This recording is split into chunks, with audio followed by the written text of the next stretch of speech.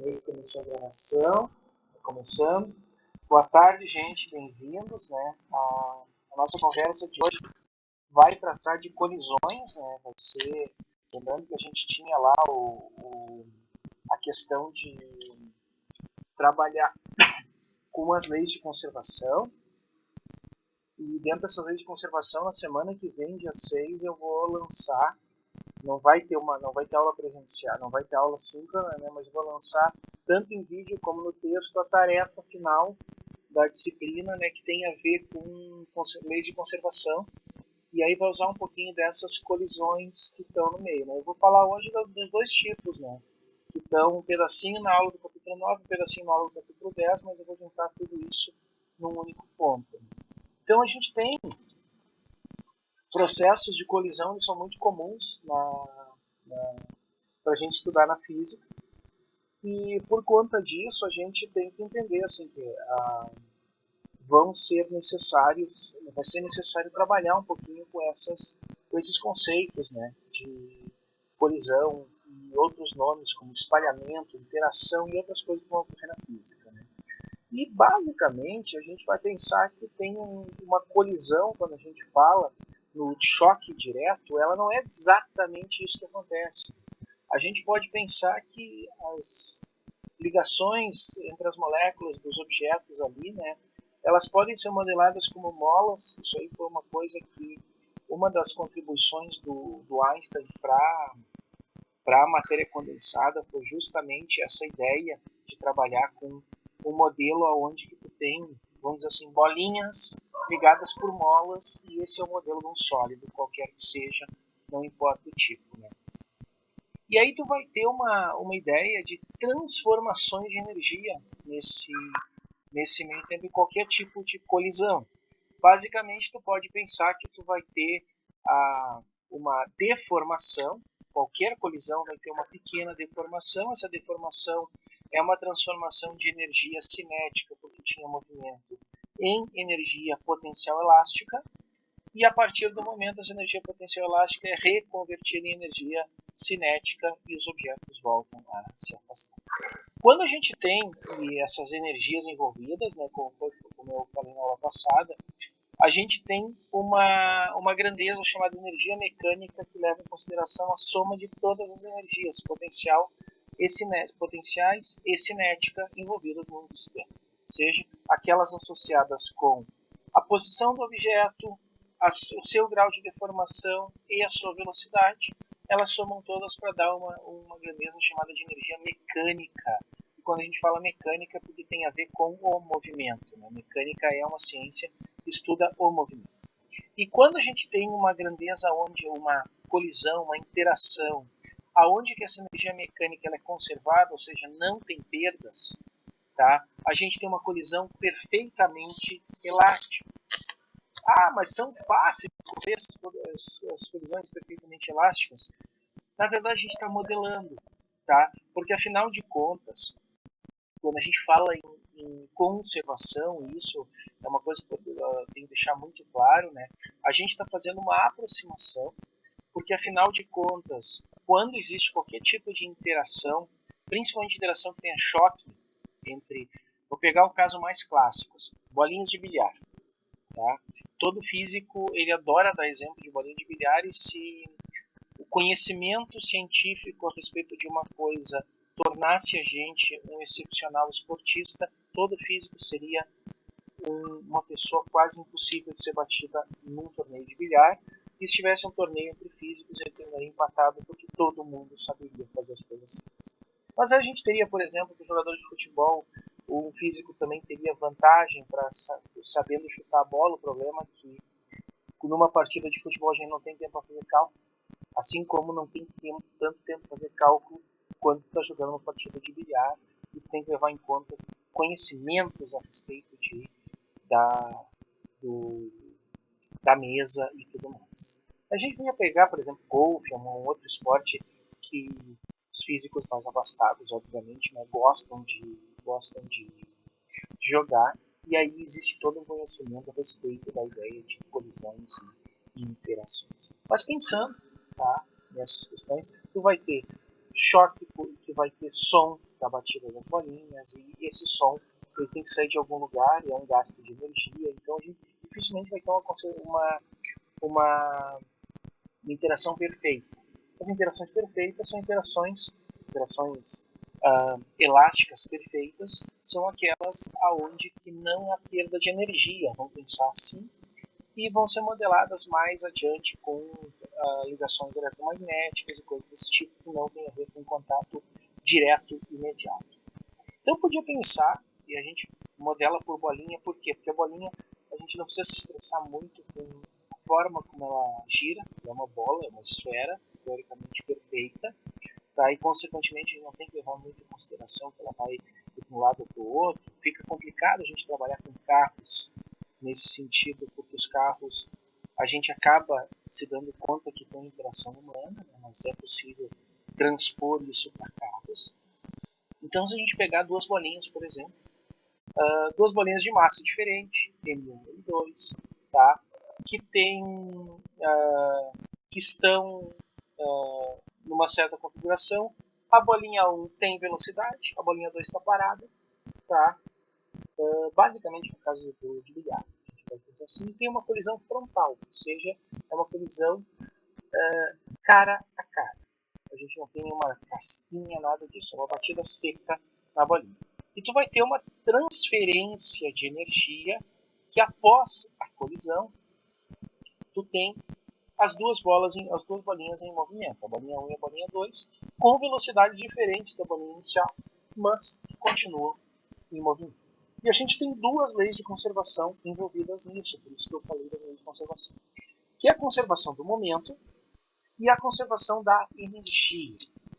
Pensando assim, a conservação de momento diz que a soma dos produtos entre massa e velocidade de cada uma partida, de cada uma das bolinhas, ao final, depois da batida, tem que ser exatamente igual à soma delas antes da batida.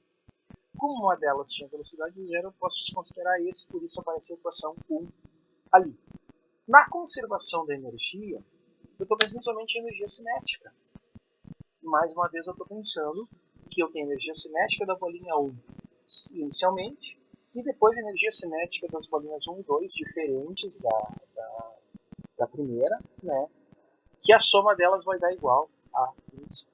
E aqui à direita, no slide, vocês têm exatamente a ideia assim, de como é que acontece. A bolinha 1 vindo em direção da bolinha 2 está parada. Durante tu tem uma interação, que a interação pode ser modelada como uma transferência, uma transformação de energia cinética em energia potencial elástica e o retorno para a energia cinética, pensando que tu vai ter essa questão das molinhas ali, que elas vão ser pressionadas e depois vão expandir novamente. E as duas, no final, seguem na mesma direção, mesmo sentido, só que com velocidades menores.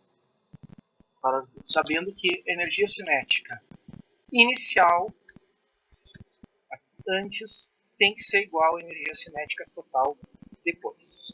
Tá? Então, a gente vai ver, por exemplo, que a gente tem massas, velocidades, tudo direitinho, né? E consegue achar relações entre as velocidades finais e a velocidade inicial. Basicamente, está sendo colocado aqui, né? Vai se fazendo uma substituição, levando em conta somente a ideia das velocidades inicial e a relação das massas.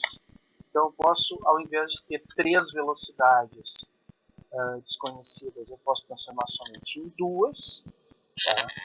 Uma velocidade inicial e uma velocidade final de cada uma das partículas.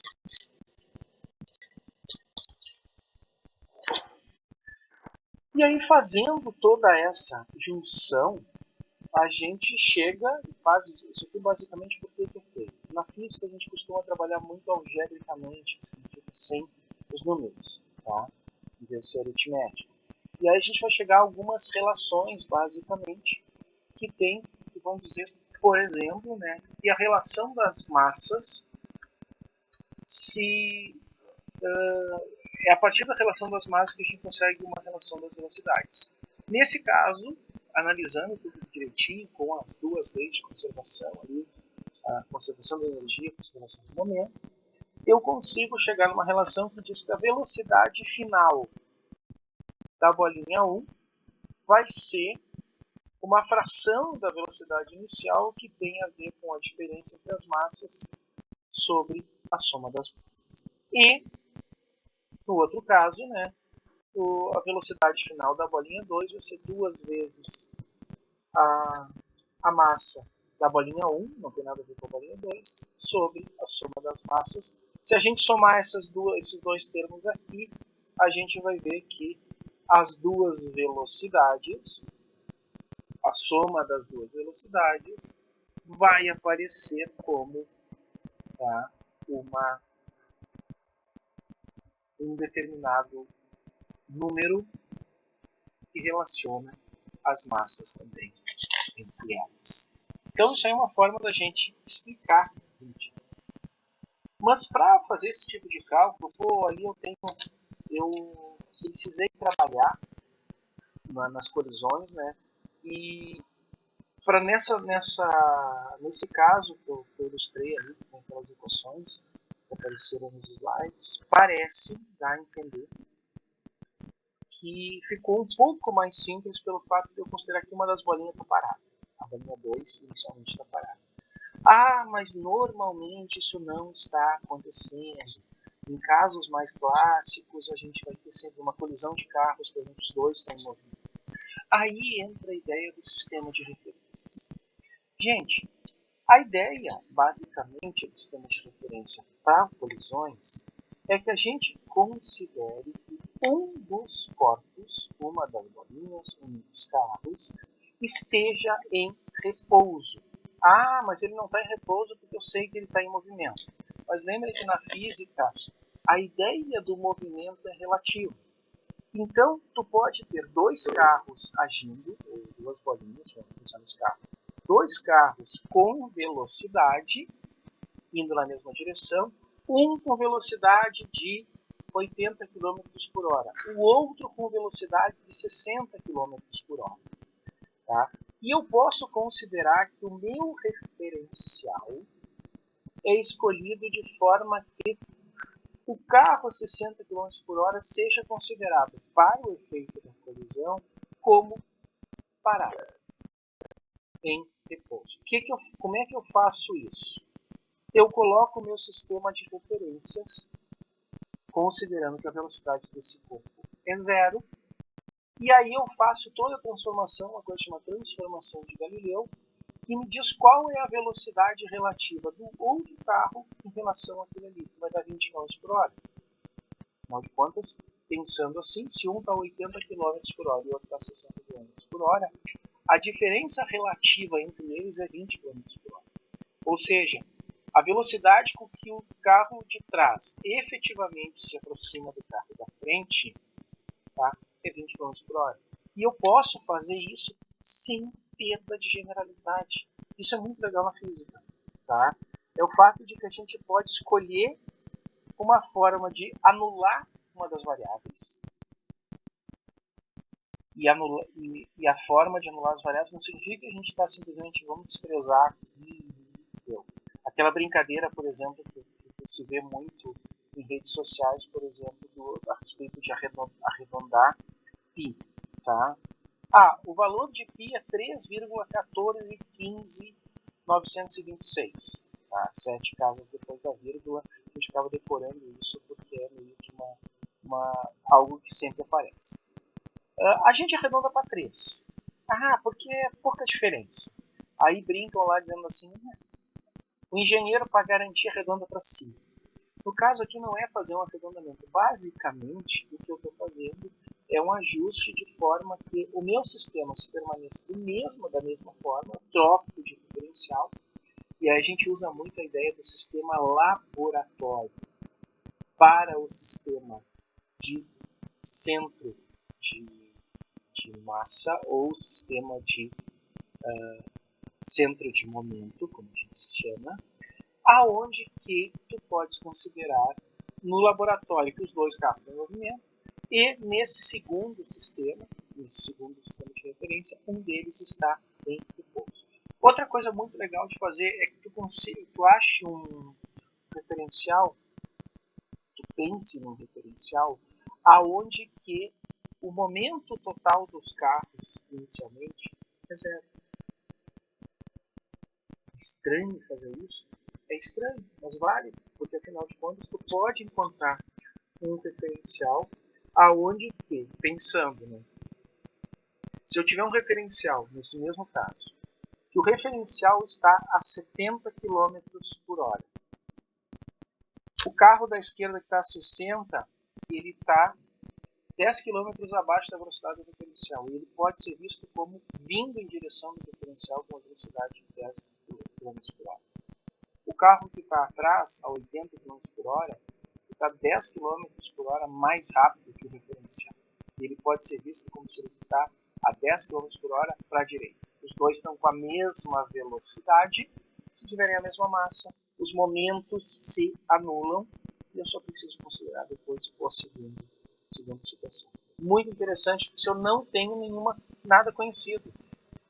Tá? Eu vou fazer medições, principalmente quando eu vou falar de acidentes de trânsito, quando eu vou fazer medições em loco, eu preciso fazer algumas simplificações para usar nossos modelos, mas as simplificações usando sistemas de referência. E nessas simplificações eu faço considerações aonde que eu posso anular o valor de algumas variáveis sem prejudicar a minha análise. Não estou dizendo que a análise de acidente de trânsito é chutômetro. Não, gente. É uma ciência séria, exata.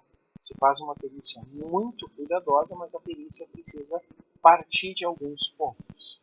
E aí tu vai aparecer lá, que vai ter mapa de freada, a direção da onde foi batido, saber exatamente o que aconteceu com cada um dos carros, ângulo em que eles se mexeram, tudo isso é considerado. Tá? Aqui, exatamente o que eu estava falando para vocês, né? Os referenciais eles não mudam, tá? E aqui dá o exemplo aonde tu tem a transformação de velocidades, aonde que inicialmente tu tens, tá?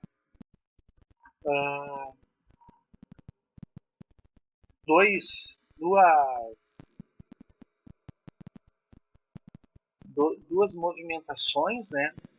Onde tu tem uma bolinha a 5 metros por segundo e outra a 0.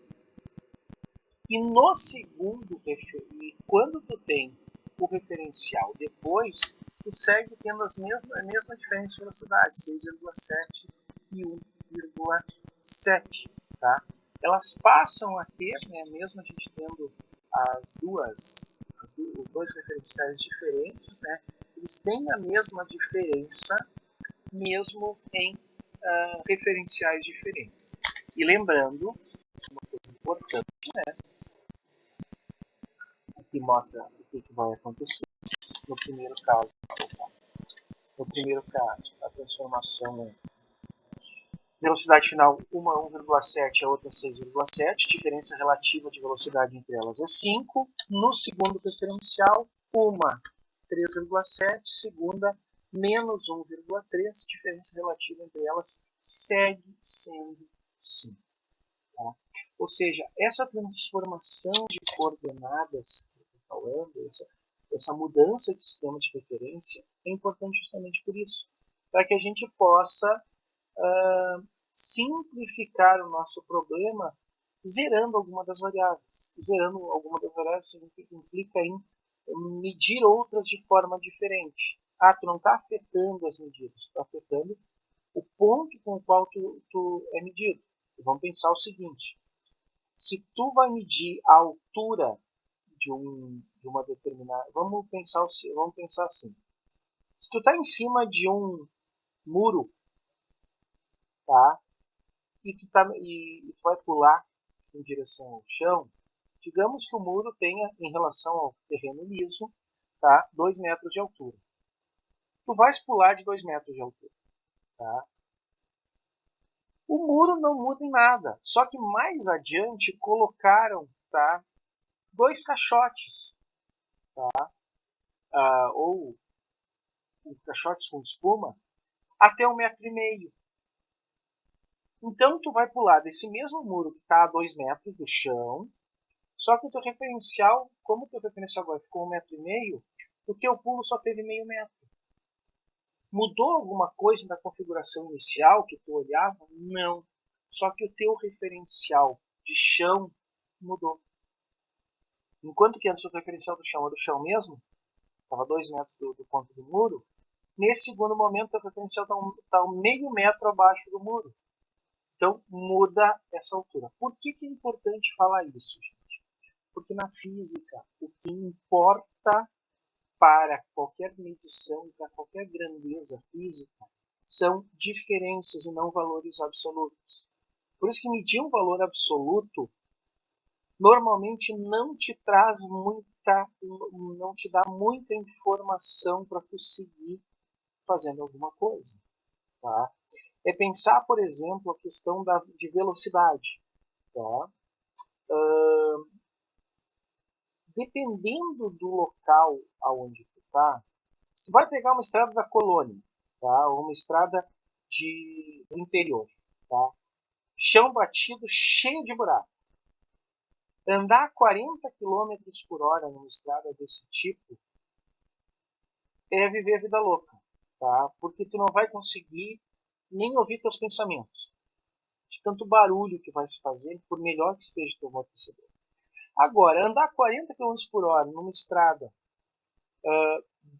bem capeada, tá? Lisa, tá? Com asfalto novinho ou de concreto, é praticamente estar parado. Por quê? Porque entra muito a questão a respeito de como é esta diferença em relação aos valores possíveis naquele ambiente. Tá? Então tu tem mesmos valores, mas diferenças. E isso é importante na física para a gente falar. E voltando para as colisões, portanto, tem exatamente essa ideia de trocando o teu referencial, tu poder simplificar um pouco. Tá? Nós tínhamos um professor já aposentado agora da FURG, o professor Arion, que ele, durante um tempo aí, no final da primeira década, né, que ele era professor, ele desenvolveu um software que fazia investigação de acidente de trânsito. Claro que não era um software ultramoderno, né? A gente colocava valores de entrada a respeito de velocidade, massa do veículo, tá? E coisas desse tipo, tá? Se a colisão tinha sido frontal, ângulo de colisão, coisas desse tipo, e ele fazia uma previsão, por simulação computacional, ele fazia uma previsão de como seria o estado final, como é que estariam os carros depois disso. Mas é tudo física, tá? Essa parte, pelo menos, assim, de acidentes de trânsito, assim como a balística, que também trabalha com colisões, tá? Ela é muito focada na parte da física. Quando tu fala a respeito da balística fazer colisões, né? Vez por outra, vocês vão cruzar com livros de física, aonde tem exercícios com pêndulo balístico, que é uma das formas que se tinha para verificar o impacto de balas de mais alto calibre, né? Que era ao invés daquele túnel de água, que é para tirar a bala sem destruí-la muito, né? Nesse caso aí não tinha problema, que era questão de impacto, penetração e coisa desse tipo, que tem a ver com transferências de energia. Então, uma das formas que a gente tem para ilustrar essas questões de colisão, né, é a partir de interações, a partir dos diagramas de energia, que são como as energias vão se transformando ao longo do tempo. A gente tem uma energia total, que é a energia mecânica, e aí tu vai ter essas transformações de energia cinética em energia potencial. Conforme está aqui no slide, né, a gente tem o valor da energia mecânica, e a partir disso tu tem valores que variam para energia cinética e energia potencial, dependendo da altura ou dependendo do comprimento da mola ao longo disso. E aí tu vai ter uma curva pensando assim, né, chamado de curva da energia potencial.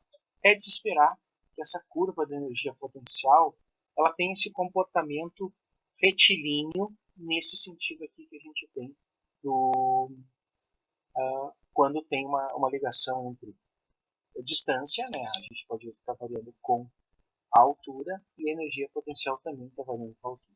Se eu pensar na energia potencial gravitacional, desculpa, energia potencial elástica, eu vou ter um comportamento diferente, porque afinal de contas a energia potencial depende quadraticamente, né, kx, o meio de kx ao quadrado do alongamento. Aí, por conta desses diagramas, a gente pode definir algo chamado como posições de equilíbrio. Aqui tem uma figurinha, ó, um gráfico de energia total, um gráfico de energia, aonde tu tem energias total e a curva sendo traçada com energia potencial. A gente tem situações de equilíbrio estável nos pontos x2 e x4, porque a energia total, nesses casos aqui, qualquer energia cinética que eu dê próxima desse ponto aqui, ela não vai conseguir suplantar a energia cinética e, consequentemente, a bolinha o corpo vai ficar preso nessas posições de equilíbrio estável. Já no equilíbrio instável, aqui tu tens um ponto que qualquer deslocamento mínimo de energia, qualquer massa, qualquer deslocamento da posição, eu vou fazer com que ele mude de posição para x2 ou para x4, isso é um equilíbrio instável. Pensem basicamente na situação como tendo uma bolinha que eu vou colocar em algum ponto ali em torno do x2, e ele vai voltar para o x2, algum ponto em torno do x4, ele volta para o x4, e se eu colocar qualquer pontinho levemente fora do x3, ele vai escorregar para um dos dois lados, porque é um equilíbrio instável. O ponto x3 é equilíbrio, qualquer mínima modificação vai fazer com que ele mude isso. Tá? Aqui são alguns exemplos dessa situação, né, a respeito das colisões e do nosso modelo de energia. Eu vou aproveitar, tá, e a gente vai seguir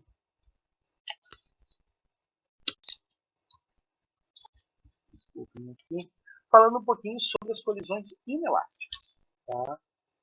O que vão ser as colisões inelásticas?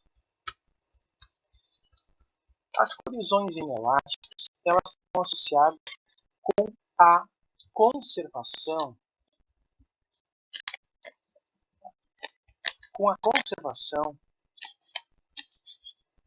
do momento. Lembra que a gente começou falando de conservação do momento, aí eu tenho a conservação da energia também, mas agora a gente pode falar do que são colisões inelásticas.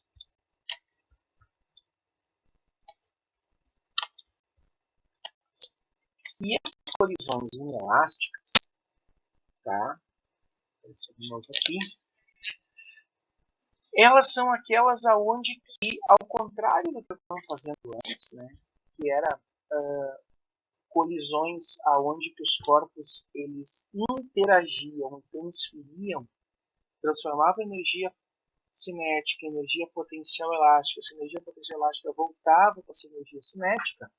Vou pegar outro extremo, que são as colisões inelásticas, que é quando dois corpos, esses dois objetos, eles, ao interagirem, ao colidirem, usando o termo, né, eles se juntam, se grudam.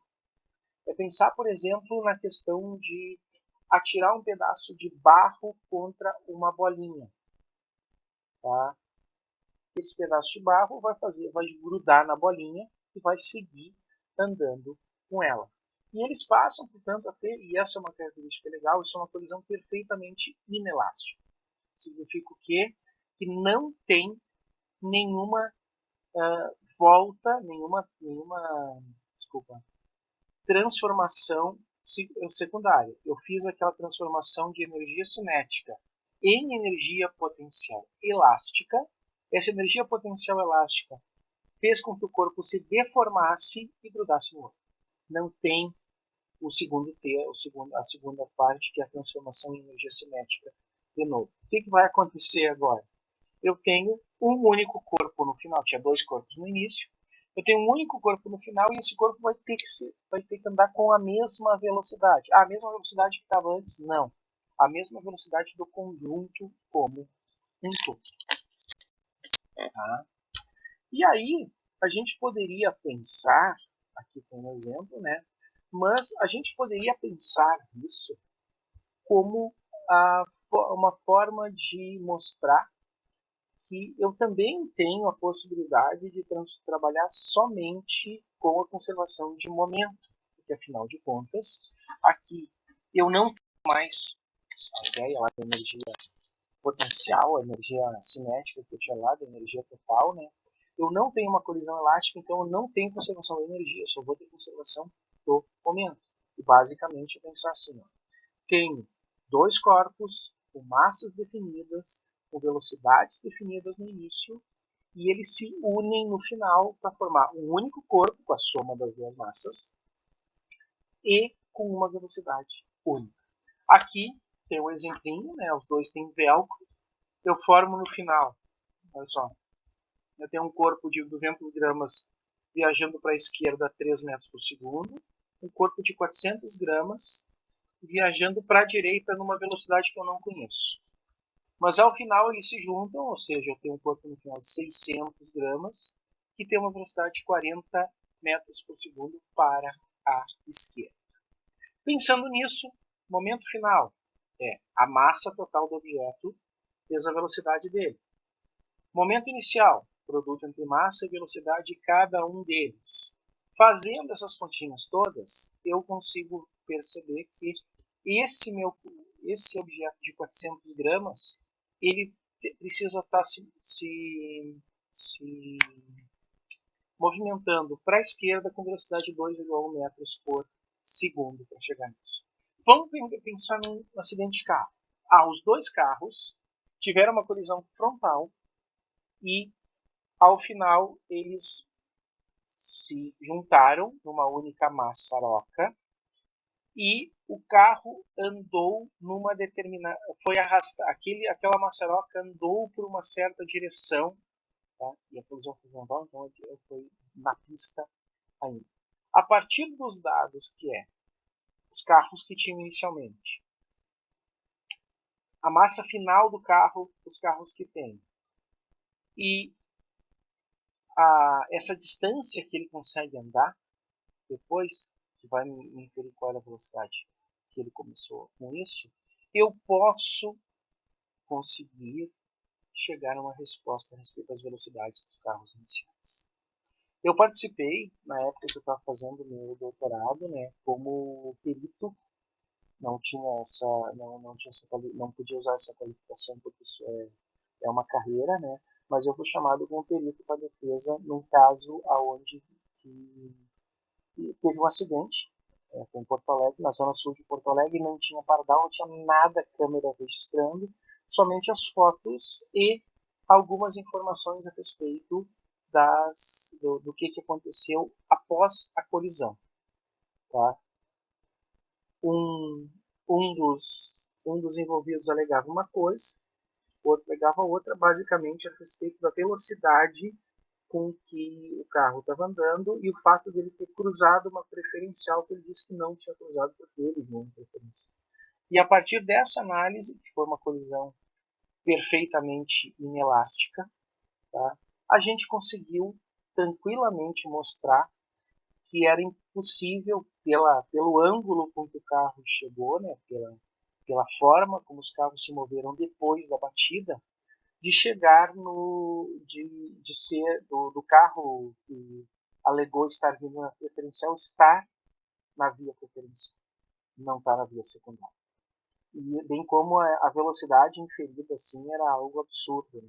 Dizia que estava a 40 km por hora, numa região que podia andar a 60, e a gente tinha feito o cálculo assim, por cima de que ele deveria estar acima de 100 km pela forma como ele deslocou o outro carro.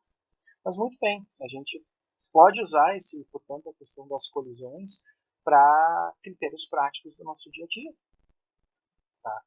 Não é somente para joguinho de bilhar, não é somente para que a gente faça algumas estripulias, vamos dizer assim, ou jogar bolita, ou usar os tirinhos do DOC, mas também para a gente usar em muitos casos dentro da questão da perícia de acidentes de trânsito. Um outro caso tem meio que a lógica inversa disso é o chama de explosão. O que é uma explosão? Tá? A explosão é o contrário da colisão. Na colisão tu tinha dois corpos inicialmente que bateram e grudaram. Na explosão tu tinha um corpo, tá? Que por uma força interna dele, não sabe-se qual, foi pulverizado em dois ou mais pedaços.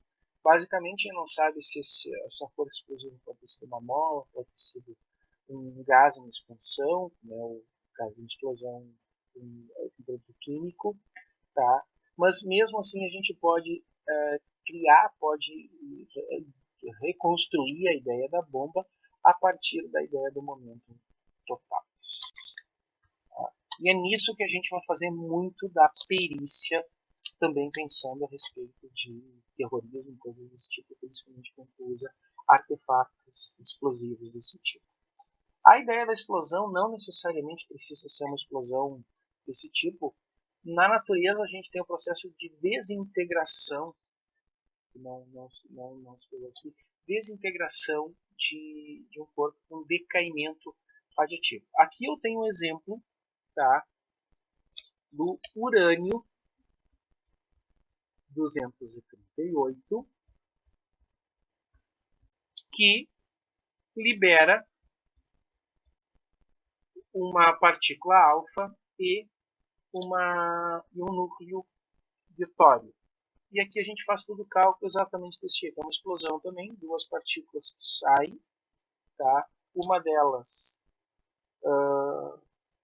tem massa, a gente pode calcular a massa, a partir uma a gente calcula a velocidade, a outra a gente consegue determinar as relações entre elas, né? E aqui a gente usa ainda uma lei de conservação da massa para chegar na resposta, onde diz que um núcleo vai ser de tório e o outro de urânio. É interessante isso, isso eu não resolvi, eu tive que falar do Cassandra. Tá? Aqui a gente faltou o exercício que eu havia dito que fala a respeito dessas duas coisas do núcleo de urânio que caiu em duas partículas. Isso vai acontecer para movimento de foguetes. Nota que a ideia da explosão, como a gente fala, é uma coisa totalmente destrutiva. Né? O motor de combustão interna do nosso carro funciona a explosão. Tá? Então, basicamente, tu vai ter assim, a questão da queima de combustível no tanque e a explosão, essa explosão, essa queima gera gases, esses gases vão ter que ser liberados, se eles não forem liberados, eles explodem o carro, né? Então a gente vai ter o caso aqui de um foguete, que a gente tem um sistema inicialmente de foguete mais os gases gerados por essa combustão, os gases de expansão, e quando os gases são liberados, eles são exauridos, né? Sofrem exaustão, o foguete é lançado em outra direção. Isso é uma coisa muito interessante, tá? Que é o seguinte: por conta da variação de momento, da variação de massa que o corpo tem, ele ganha velocidade.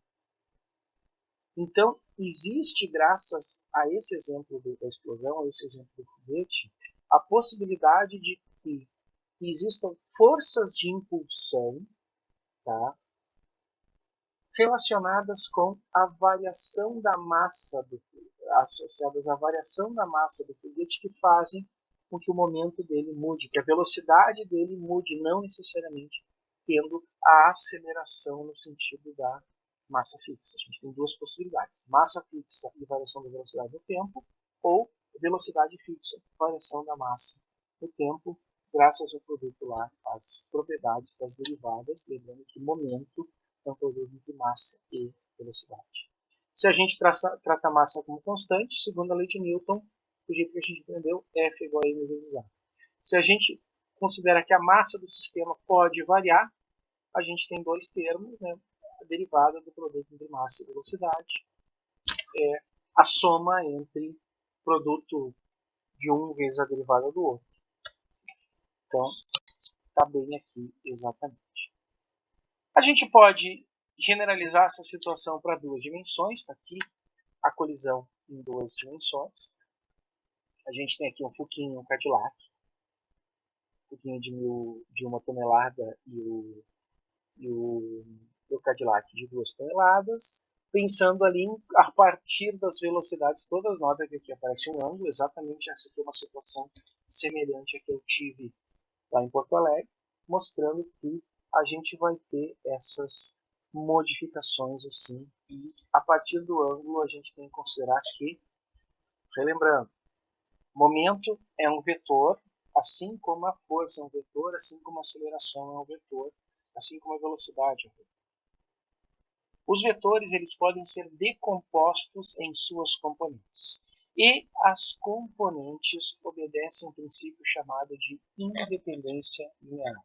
Ou seja, tu vais poder aplicar lei de conservação do momento ou lei de conservação do momento para cada uma das componentes separadamente, porque elas obedecem essa lei. Uma componente não interfere na outra. Ela interfere no valor final, mas não interfere na outra. E a gente pode fazer o cálculo separadamente, que mostra aqui qual vai ser a velocidade que eles têm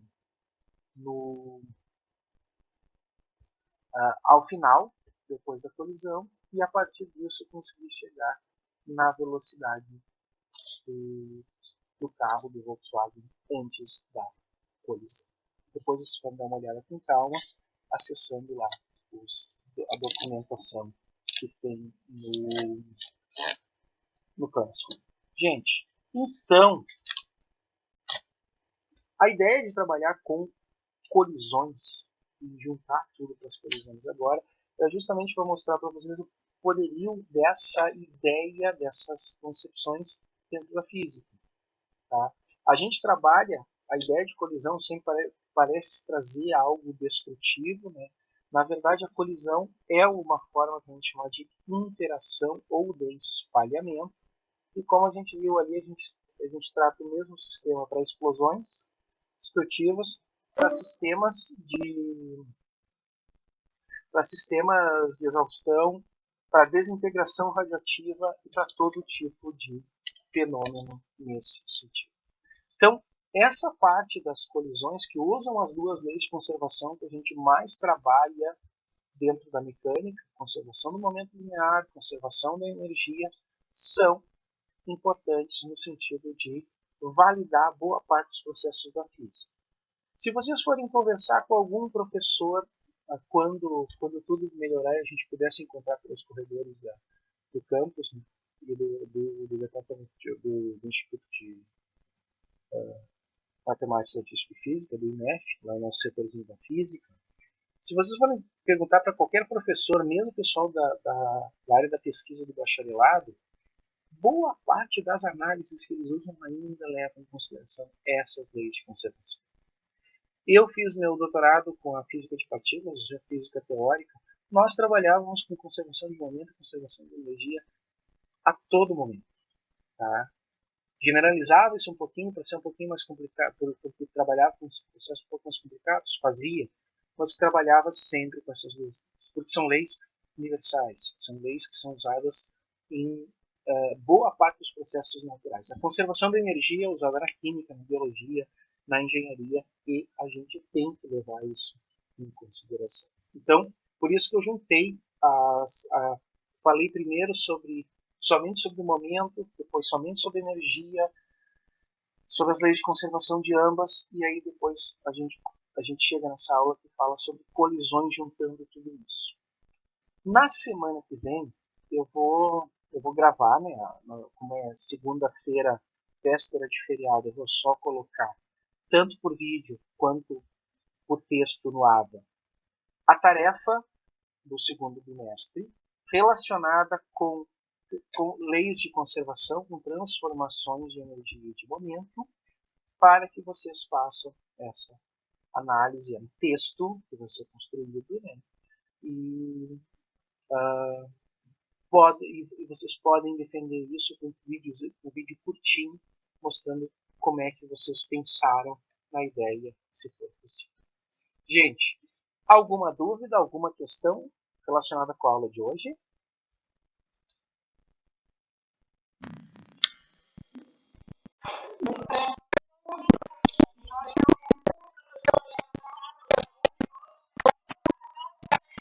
Tá bem, eu vou pegar o computador de alguma da minha enteada aqui e ver se eu consigo entrar nessa conta do jeito que tá ali para ver qual foi o problema.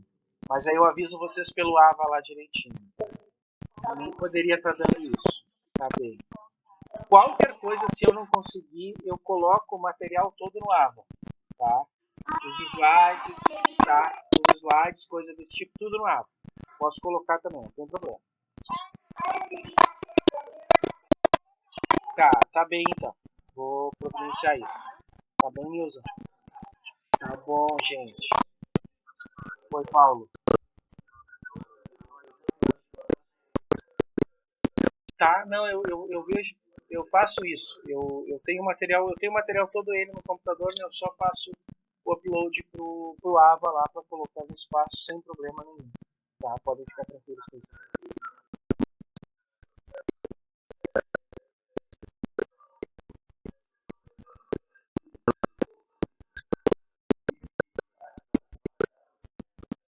Não. Os vídeos estão ali para vocês terem como material de consulta. Tá? O que eu vou fazer? Eu vou passar uma tarefa para vocês, vai ser uma tarefa só, né? Relacionada com as leis de conservação a partir do que a gente falou nas aulas. Claro que assim, tem muita coisa que não ficou muito claro na aula, eu não assisti na aula e agora eu não sei como é que eu vou perguntar. Tem os videozinhos tudo lá explicados que já tinha tudo, a gente tem que pensar assim, ó. Hoje a gente tem a internet, que é um repositório gigantesco, e nesse repositório a gente tem muito material muito bom, tá? Então não tem sentido tu gravar coisas novas a partir disso. Gravar uma aula é uma coisa, né? Gravar coisa nova a partir disso é até meio ilógico. Então tá lá tudo direitinho para consulta de vocês. Não é questão de vão ter que ver todo aquele material lá, não. Se precisar, o material tá lá para consulta. Mesma coisa com o livro didático. Tá bem, pessoal? Tá bom, obrigado.